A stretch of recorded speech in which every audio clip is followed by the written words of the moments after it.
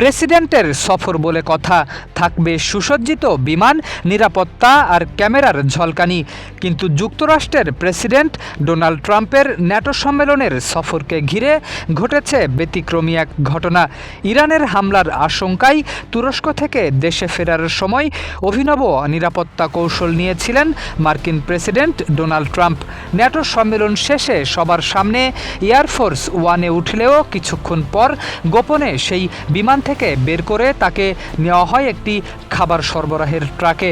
পরে ওই ট্রাকের মাধ্যমেই তাকে তুলে দেওয়া হয় ছোট সামরিক বিমান এয়ারফোর্স C-32-তে।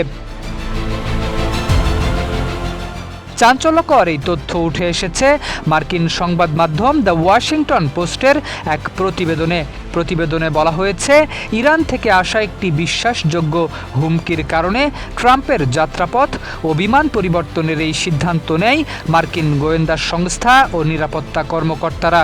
বিষয়টি নিশ্চিত করেছেন এক মার্কিন কর্মকর্তা। ঘটনার সত্যতা স্বীকার করেছেন ট্রাম্প নিজেও।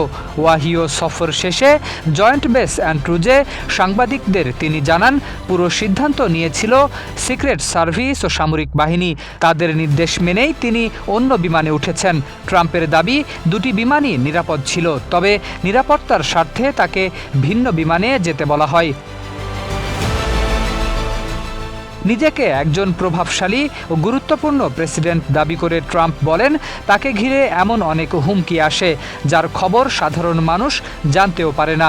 তার ভাষ্য, প্রভাবশালী প্রেসিডেন্টদের এমন হুমকির মুখোমুখি হতে হয়। একই সঙ্গে নিজের নেতৃত্ব ও কাজের প্রশংসাও করেন তিনি। হুমকির কারণে তিনি মোটেও বিচলিত নন বলেও দাবি করেন ট্রাম্প। তার বক্তব্য, এসব নিয়ে তিনি বিন্দুমাত্র উদ্বিগ্ন নন, যা হওয়ার তা হবেই, এমন মনোভাব নিয়েই তিনি কাজ করে যাচ্ছেন। বিমান পরিবর্তনের পুরো ঘটনা সম্পর্কে এয়ারফোর্স ওয়ানের ভেতরে থাকা অন্তত 1 ডজন সাংবাদিকও ছিলেন অন্ধকারে। ইরানের সম্ভাব্য হুমকি থাকা সত্ত্বেও তারা মূল এয়ারফোর্স ওয়ানেই তুরস্ক ছাড়েন।